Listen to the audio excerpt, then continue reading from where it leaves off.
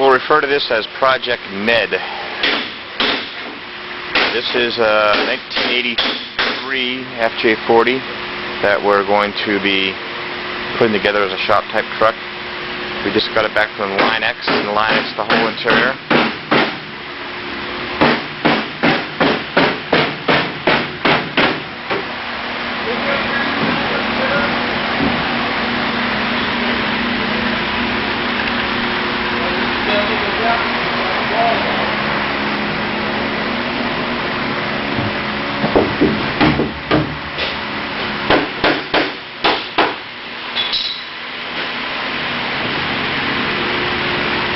The underneath side has also been Line X. It's hard to see because it's underneath, but trust me, it's there.